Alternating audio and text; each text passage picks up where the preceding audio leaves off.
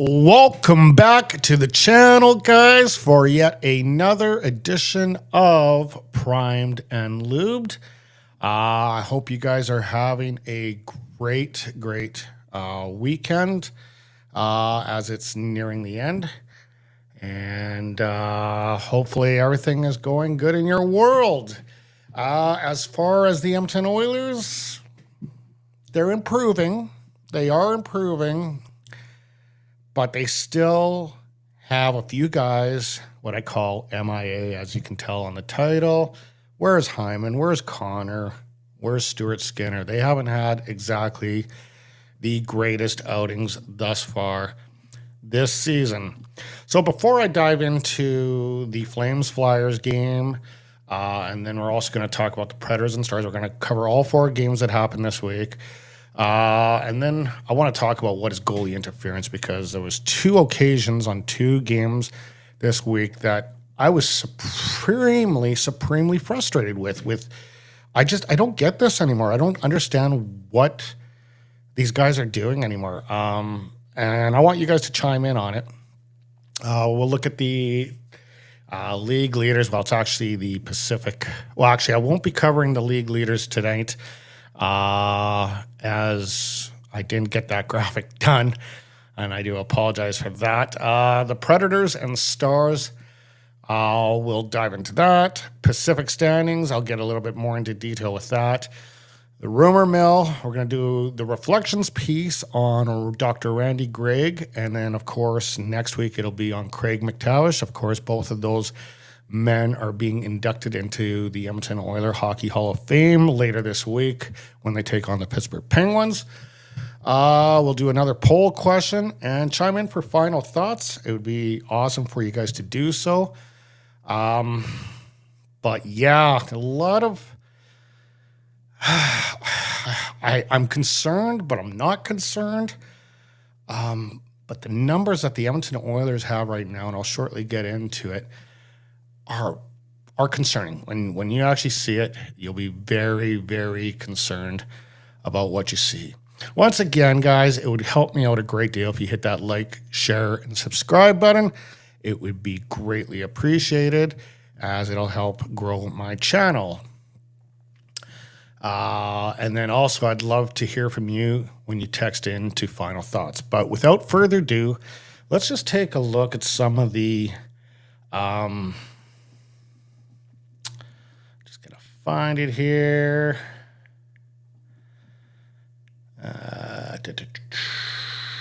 Where is it? Just want to find. Here it is. Okay, so yeah, we'll just go right into that. I'm going to do a little bit of a screen share here and just show you what's going on around the league. Okay. So as you can see, the New Jersey Devils lead the league right now with 11 points. They got 8 games played, 5 wins, 2 losses, and 1 overtime loss. Dallas is right behind them with 10 points with 5-1 record. The Winnipeg Jets, 5-0 record. So they are flawless so far, doing amazing. They actually have the best point percentage in the league. So that is right now your best team technically in the league, because they've made good on all their games. The Rangers are 4-1. Florida are 4-2-1. And again, we'll just take a look at the win percentage here. You got Winnipeg, New York Rangers, Calgary Flames, a 900 right now, as they went 4-0-1 for 9 points. You know, I have to say... Well, I'll say it right away when we get into it.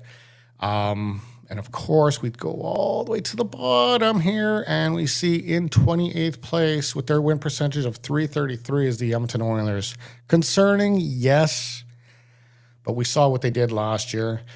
The main reason why I'm concerned about it is, it's what I pointed out at the beginning of the year. I want to see this team get home ice advantage for more than one series.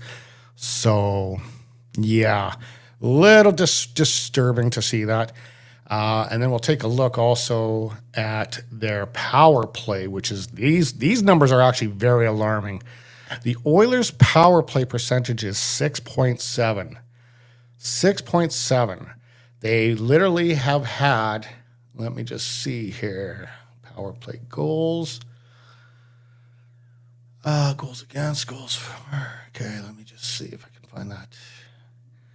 I don't know if I can find the goals that they've had on the power play on it, but goals for, goals against. No, I don't have that stat, but yeah, that is a horrendous power play. I would never think the Edmonton Oilers would have a 6.7% power play and be in 30th place in the league at any point in time in a season. Never mind just the beginning. Again, I'm not going to freak out too much. It's still early in the season, and I'm sure things will turn around. Calgary eventually will come down to earth, we think, but remember we said that about Vancouver last year.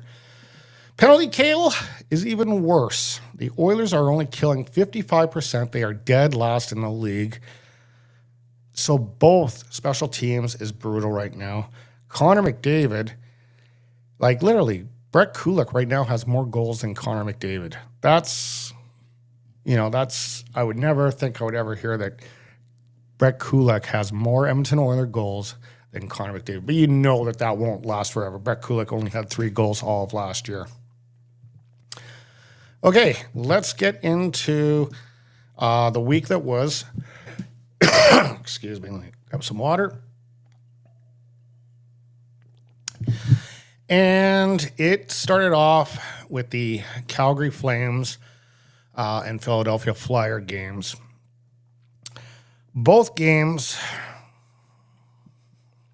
I have to admit, I was upset with the interference calls, and I'm going to get into that after we talk about this one here. Okay. So, on October 13th, the Edmonton Oilers took on their Alberta rivals, the Calgary Flames, and the Flames defeated us 4-1. And I wrote down in my notes that I may have called it Flames might be playing with some inspiration in light of Johnny Gaudreau's tragic passing. That could very well be. It could also be a team that said, look, let's do this right. Let's start off right. Let's play right out of the gate. No one likes to be a loser, right? And Calgary has been a loser the last few years. Basically, since Tkachuk and Johnny Gaudreau left, they really haven't been a good team. 2 goals got called back, one of which was legit, and it was an offside. But Perry's goaltender interference goal was absolute bullshit. Like, again, I won't get into it right now because it's going to be the next thing I'm going to talk about, but it's a joke. It's a freaking joke. Oilers again this season fail to rise to adversity, and this is a team that after Woody got terminated and they brought in Knobloch, somehow Knobloch was just able to get these guys to just relax, breathe, and that. And for whatever reason, this year, it's not really working again, and they're not rising to the occasion when they're playing. But this was earlier in the week. During later portions of the week, especially against the Nashville game, I thought they rose really well, and I thought we were starting to see a turnaround. Oilers not doing enough to generate power plays. They're not getting in the faces enough to get Calgary to do something stupid, to do a hook, or to take a roughing call, a cross-check to the face or whatever. They're not doing enough to get into the opponent's face to piss them off enough that they're going to take a penalty. So for my game grade on this one, with a 4-1 loss, not a very good one, obviously, as I'll give them a D. Yeah, this was not a very good effort at all by the Edmonton Oilers. You're hoping that when is this going to end? At this point in time, I'm concerned about when is it going to end. We then go on to the Philadelphia Flyer game, which happened 2 days later on October 15th. And this was another game that had controversy as well, as Mitch Koff's first goal that was allowed, goaltender was allowed after a goaltender interference challenge by the Edmonton Oilers. When I get into this interference thing on the next topic, I'm going to get into it a lot more. So again, I'm going to leave it for now. Some really shady fishing throughout the first period. Now, this is not just the offsides, but there was a call on Perry for cross-checking I was like, what? That's not like, what? And then there was some really bad non-calls. I just thought it was really, really shady officiating in this game. Not very pleased at all. The Oilers do win this game, but I'm still not condoning how they did it. Like, they did a good job at coming back and rallying, but for them to have that uphill battle because the officials are morons, and I'm sorry, they are. Like, some of the calls are just absolutely a disgrace. The Oilers PK nowhere near to the level as it was last year, as I pointed it out to you earlier in the episode. Their penalty kill is dead last in the league. Bouchard's timing needs a lot of work. He's giving up too many odd man rushes. He gave up a breakaway in I think it was the Chicago game. Yeah, he's rusty. He's really, really rusty and not really liking what I'm seeing out of him. Adam Henrique was one of the highlights of this night. Yeah,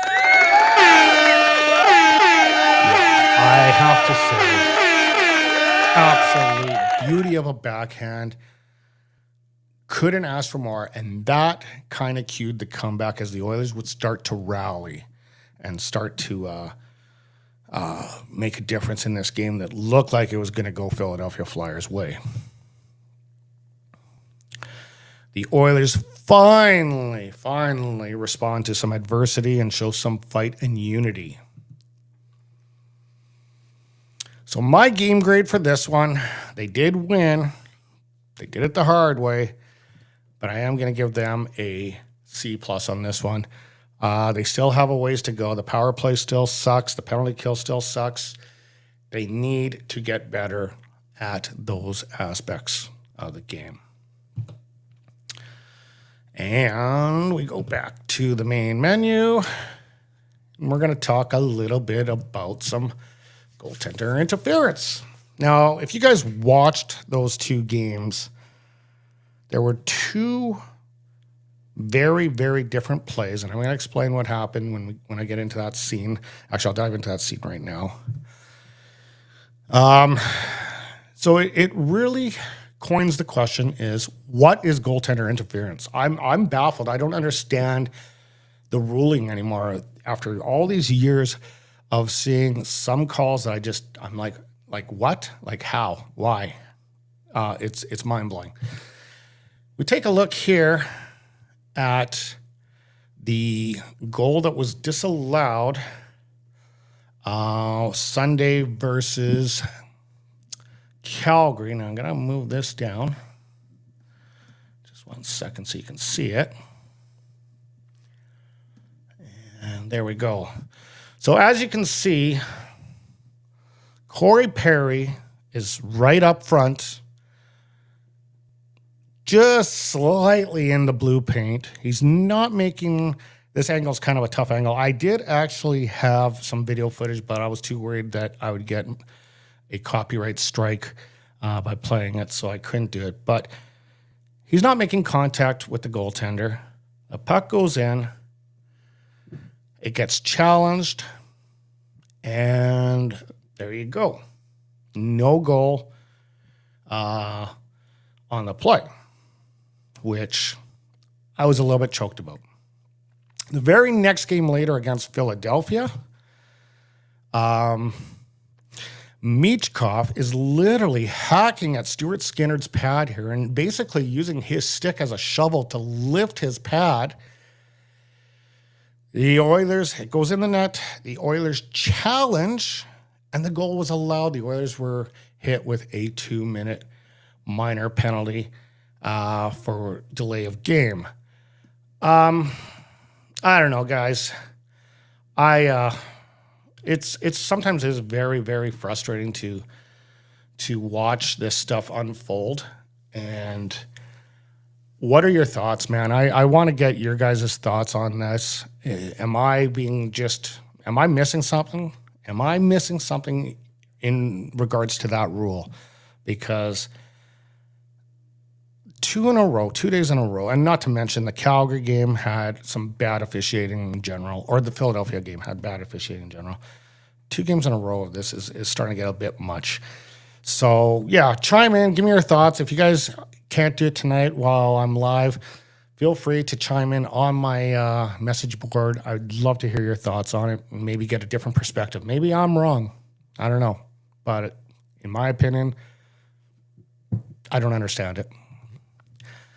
Okay. Let's move on. So we're going to go around the league now and just some of the stories that have been occurring.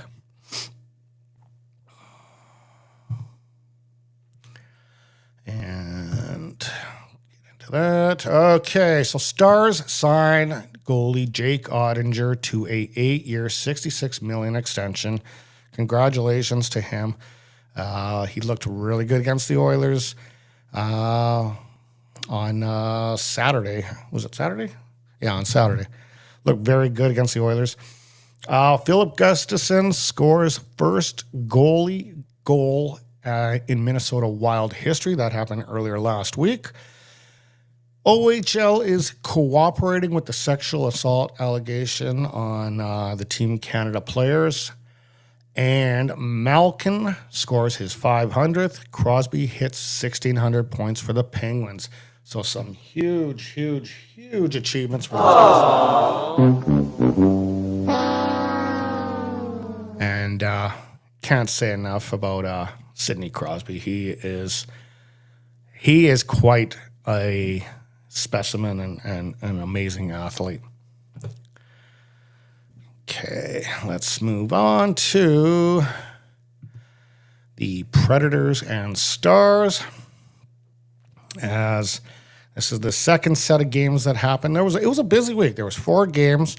We're going into a much quieter week, as we'll be going into the Carolina Hurricanes on Tuesday, and then the Pittsburgh Penguins. I believe it's Thursday or Friday night. So yeah.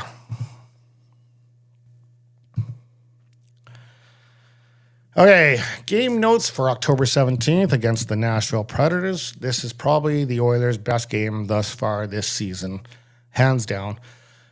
It was almost going to be knocked off by that Dallas Stars game, and I'll get into that when I talk about it, as that first half was dominating, but then they just let off the wheel. Okay, so in this game, Preds take an early lead 10 minutes in, as Philip Forsberg would score one about 9:30 into the first period.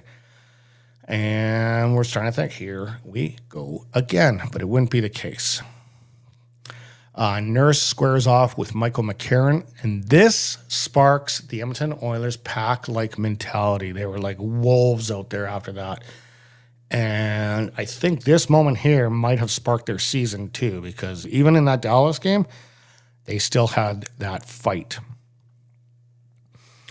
McDavid snuffs out any possible win of the Preds after retaking the lead shortly after the Preds tied at 2. So, yeah, you know how it feels when you finally catch up and then, like, literally a minute later, the team takes the lead again. It just absolutely destroys teams and destroys their mentality. And that's what happened with the Predators. They just lost all their umph, kind of like what happens with the Edmonton Oilers fairly bit. Oilers power play still struggling, as they were unable to cash in on 4 attempts, hence them being 30th in the league. 4 attempts, they couldn't get anything. 2, who I'll also remind you guys, a struggling Nashville team who is 0-5 right now this season. And that was a bit of a surprise considering Steven Stamkos, Marchessault. I thought I had higher expectations, so I didn't call that one right. Brett Kulak scores twice, one of which was an empty net goal. However, he scored only 3 goals last season altogether. So he's definitely on pace for shattering his record, but he won't shatter it by a crazy amount. I'll be surprised if he gets 5 goals. But yeah, he got 3 last year. But the funny thing is, he still leads Connor McDavid in goals, which is not a good thing. But anyway, that's a different story. Connor will find his way. So the game grade for this one, a little bit better, as it's a C+ on this one. There was reason why it was dragged down as low as it was is their power play needs to be better than that. 0-4 on the power play, I had to drag it down a little bit. But they still got the win, which was big. That was very huge. Okay, let's go into the Dallas Stars game notes for October the 19th, 2024. Now, this game, the first 30 minutes of this game, Oilers absolutely dominate. I think that's exactly what I say. Oilers buzzing out of the gate, totally outplaying the Stars for the first 30 minutes of the game. And when I mean outplaying, I mean at one point, I think near the end of the first, I think, I don't quote me for it, but I think it was something like 8-1 for shots. Yeah, like they weren't getting any shots on goal. However, the ones that they would get would count. Both teams checking extremely well at the halfway point. Though it was the best game of the season, I thought I was like leaning towards, if the Oilers pull this off, this could be somewhere in the A's for a game grade. That would not be the case. Oilers special teams continue to struggle. Currently 30th on the power play and 32nd on the PK. I mentioned that already a few times this episode. Yeah, like that to me is the one stat or the Edmonton Oilers this year that is absolutely ridiculous that I'm seeing. I can't believe this team that had 2 years ago created a brand new record in the NHL for having the highest power play in history, reduced to this. Like, holy shit, man. Unreal. Duchesne left all alone on the glove hand side of Skinner. He had no coverage.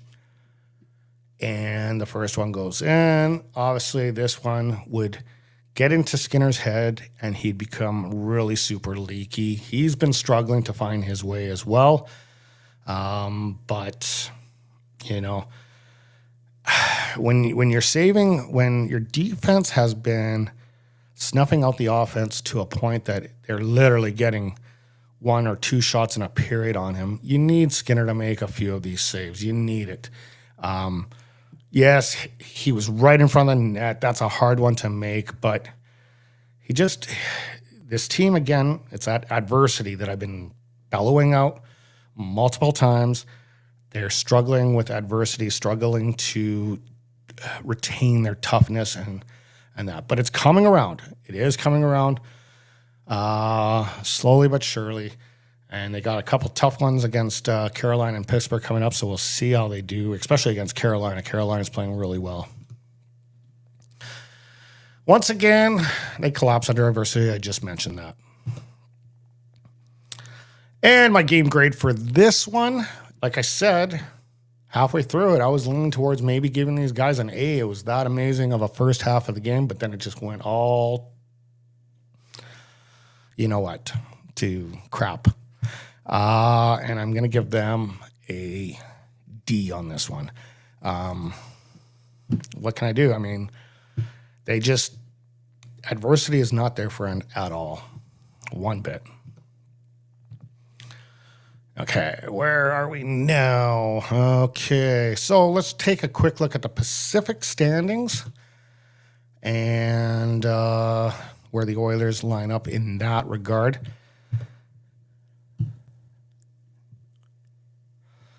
Okay, so Calgary Flames are first in the Pacific. Man. 4 wins, 1 loss, 9 points. Seattle Kraken, second place. 4 wins, 2 losses for 8 points. Vegas Golden Knights, 3-2-1 for 7 points. The Los Angeles Kings, 2-1-2 for 6 points. Vancouver, 2-1-2 for 6 points. Anaheim, 2-1-1 for 5 points. The Oilers, 2-4-0 for 4 points. We know this is going to turn around. Eventually, they're going to get back up there. And the San Jose Sharks are 0-3-2 for 2 points. I'm not overly concerned. The biggest thing that I'm concerned about is this team getting back on track on their special teams. Their special teams is garbage right now. That has to improve. 30th on the power play, 32nd on the PK is not acceptable by a team that has this kind of talent. I'm sorry. It's not allowed. Simple. I will not tolerate it. If I have to go down to Edmonton, I will go down to Edmonton and do some chirping. So that obviously swears up a little bit of the rumors and some of the conversations that are going up. I don't know if these rumors necessarily will help the Edmonton Oilers for the players that are involved in it, but we're going to run through it. But for whatever reason,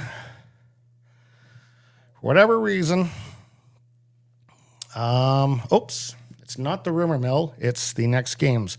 It's the Carolina Hurricanes are coming in on October 22nd. I got this a little backwards. I think the rumor mills is coming up after, so I do apologize for that. Carolina on Tuesday. This is going to be a tough battle for the Oilers. As last year, I'm still doing it off of last year's stats because there's not enough sample size this year to really go off it. So last year they were second in the league with a 26.9% power play, first in the league with an 86.4% penalty kill. The Canes were a plus 66 in goal differential, third in the league in points, second in the East, second in the Metro. Both teams split last year's season series a game apiece. When it comes to the Pittsburgh Penguins, who will be honoring Craig McTavish and Dr. Randy Gregg that night. This is a much different team that struggled last year as they were 30th in the league on the power play at 15.3, 11th in the league on the PK at 80.7. The Pens were a plus 5 in goal differential, so they were still able to be on the plus side of the goals for and goals against. 19th in the league for points, 10th in the East, 5th in the Metro. Oilers took both games last year, 6-1 and 4-0. So very decisive wins for the Edmonton Oilers last year. And are we going right into the rumors? Yes. So I did have that a little bit backwards. The rumor mill has a lot of talk about Kevin Shattenkirk. Now, these are going to be with some elder statesmen.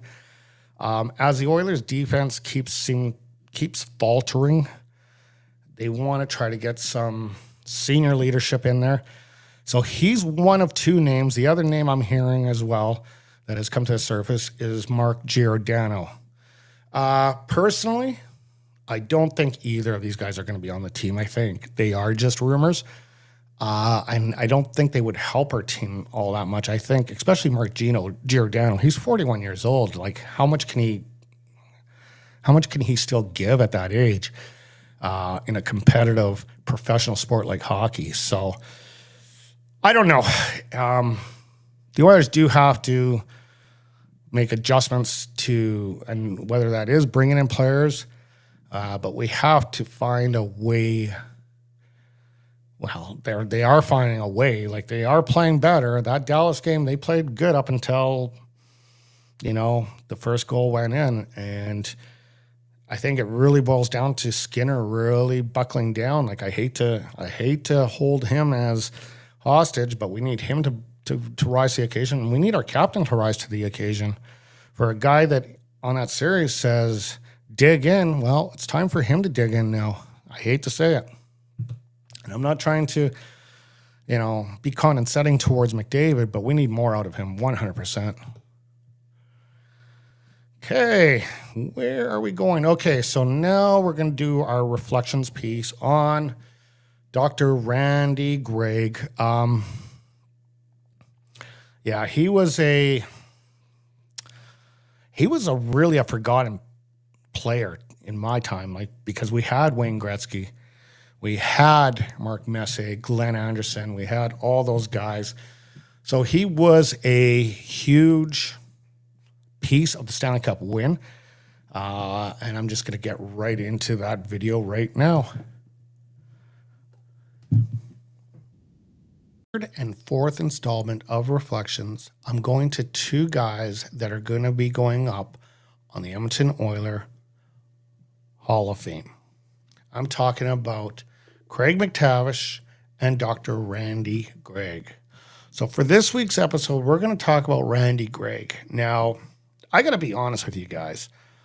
He wasn't exactly one of the notable guys for me growing up in the 80s when you had the likes of Wayne Gretzky, Mark Messier, Glenn Anderson, Grant Fuhr, Paul Coffey. Yeah, he kind of sat at the back of the bus when it came to those Hall of Famers. But he still played an extremely pivotal role of being a great stay-at-home defenseman that helped the Edmonton Oilers get those Stanley Cups. He played a key figure in getting them. And he's just a winner in general, but a hardworking guy, a guy that knows how to manage his time. Like, how do you play professional sports and still get your doctorate and medical degree is beyond me, because you got to devote so much time to both, but he was able to do that. Some of his legacy is going to be Dr. Randy Gregg was presented the Canadian Inter-University Sport, the CIS, rewarding excellence in the student athlete, the Canadian University ice hockey player who receives the award for exhibiting outstanding achievement in hockey. So it just goes to show you the character that Randy Gregg was. He was just a guy that just went after everything. So let's kind of break down what he was for the Edmonton Oilers, how he went about his business, and let's get on with it. So Randall John Gregg was born February 19th, 1956, is a former NHL player who played for the Edmonton Oilers and is currently a Canadian physician. He is best known for his time with the Edmonton Oilers as he spent most of his career and won 5 Stanley Cups, 84, 85, 87, 88, and 90. In 1979, Gregg received a contract offer from the New York Rangers, but rejected it and spent a year with David Bauer and the Canadian national team, which he would end up captaining in the 1980 Winter Olympics in Lake Placid. Following the 1980 Olympics, Randy Gregg signed in Japan as a player/coach and spent 2 full seasons playing there. He was at last convinced to accept an NHL offer by his hometown Edmonton Oilers and joined the team for the 1982 NHL playoffs, appearing in 4 games. In 1982-83, Gregg emerged as a regular on the blue line, appearing in all 80 games and registering 6 goals, 28 points, receiving as much notoriety from the fact that he had a medical degree as he did play a solid effort on the blue line and helped the Edmonton Oilers reach the Stanley Cup Finals in 1983. And in 83-84, he would record career highs of 12 goals, 40 points, and then contributed 10 points in 19 playoff games to help Edmonton win their first Stanley Cup. Following season, he was selected to represent Canada at the Canada Cup tournament in 1984. As an Oiler, he would play 453 regular season games, 130 playoff games, and a total of 41 goals and 152 assists for 193 total career regular season points. He would also tally 13 goals, 38 assists for 51 playoff points. On August 1st, 2001, the Edmonton Oilers Hall of Fame committee decided to honor both Randy Gregg and Craig MacTavish in this year's installment of the Edmonton Hall of Fame induction ceremony that will take place on October 25th when the Oilers play host to the visiting Pittsburgh Penguins. So there you have it.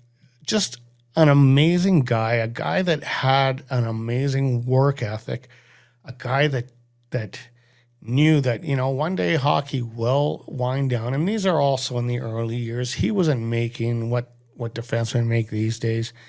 So he knew he had to rely on something else, that hockey wasn't going to be always there forever. He was a smart man, went about his business in a very smart way. Like I say, he was kind of one of those guys that I didn't really follow that much because he was surrounded by such amazing talent, which would become Hall of Famers, 20 years later. Anyway, obviously, this is on Randy Gregg. Next week, I will be doing a piece on Craig MacTavish to finish off this year's induction ceremony reflections. And there you have it, guys. Randy Gregg, yeah, quite the character, quite the, again, how do you become a doctor and play professional hockey? How do you focus on two things like that? It's very, very unheard of. Let's go to the poll, and then we're going to go to some final thoughts. Guys, I need you guys to chime in at the poll as I'm not quite getting the results from you guys. There was a little hiccup with my YouTube channel for the first 2 episodes, so I don't know if actually if it got out to the proper connection, proper channels. So there was definitely viewing lacking, but I know today it seems to be working fine, as I do have some messages on the message board by my favorite guy, Renegade Man. So we'll be shooting out some of his comments shortly. But yeah, let's get into the poll right now. As we go one more over. Considering Oilers' special team is near rock bottom in the league, what would you rather have? Would you rather have a good power play, or would you rather have a great penalty kill? Those are the two options. Scan the QR code to head straight to my community page, or just go to YouTube, Primed and Lube, and you'll find it that way. But I'd like to hear your thoughts. If you could have one or the other, which would it be? And this was from 2 weeks ago. The Oilers will... So basically, this is basically the same thing from last week. Praise the Lord, the Oilers will win the Cup. So that's what you guys thought about 2 weeks ago. I wonder if you guys are thinking a little bit differently now after this start, but we'll see. Okay, let's move on. Okay, back to the top here. And that takes us now to final thoughts. And again, Renegade Man, thanks for chiming in. Always good to hear from you as we get into that. And I'll get into your comments right now, Renegade Man. Your first comment was, what are my thoughts of Emerson? I like him. I do like him. I think he's bringing... He's a pleasant surprise. I'll just say that. So far, I like what he has done. I'm also really liking Jeff Skinner, too. Oilers never had strong goaltending. Well, they never had it for a long time. I mean, to say Grant Fuhr wasn't a strong goalie, to say Curtis Joseph wasn't a strong goalie, to say Dwayne Rollison, or, there's a few names that are, but it's, again, probably before your time, Renegade Man. They haven't had strong goaltending. Oh, Jesus. When was the last strong goaltender? Maybe... I'm thinking almost maybe, I can't even remember when we had strong goaltending. It's been a long time. I was thinking Habby Boulin, but Habby Boulin wasn't that strong of a goaltender. Maybe Curtis Joseph was the last strong goaltender. Broberg could have been the guy for the Oilers to use. He's doing really well in St. Louis, which sucks, by the way. But I didn't want to see him here, so F him. I totally agree. He didn't want to be here. You don't want to be here, screw you. I don't want any guy here that doesn't want to be here. It's just, those are how cancers start in dressing rooms. I 100% agree with your comments. Actually, Renegade Man, I think you hit it on the hammer on every one of them. They do need some veterans, but not not way past their prime guys. I couldn't say it any better. Awesome comments. Gotta give you an applaud for that. Thanks for chiming in. Hopefully I can build more. Renegade Man, you got to push my channel out to other people and help promote me. But yeah, awesome comments by you tonight.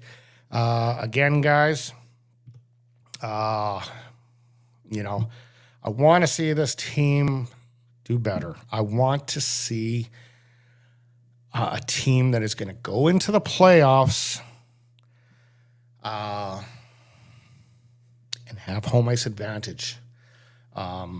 We know what happened last year. We know that if they get behind the 8 ball, I don't think they could. I don't think lightning will strike twice if it goes that bad, right? Like, I don't want to give up on the Oilers. I did that last year, and I regretted it. But I don't know if they can do it again if they should happen to fail again. But we'll see. Anyway, guys, I think I am done for this particular episode. I will see you next week. It'll be an early afternoon episode as the Oilers do play Sunday, I think, afternoon or evening. So I will be doing an early episode next Sunday. So my channel will fluctuate usually between on 11 o'clock Pacific Standard Time, so it'd be 12 o'clock Mountain Standard Time on Sundays, or a 7 o'clock Pacific, 8 p.m. Mountain Standard. But it's going to be on Sundays. I'm going to do my best to make it on Sundays. Things do happen, but that's where we're going to go from there. Anyway, Renegade Man, well, again, thank you for chiming in. You nailed most of those things right on the head, so I give you strong props, and we will see you next week. Have a good one, guys.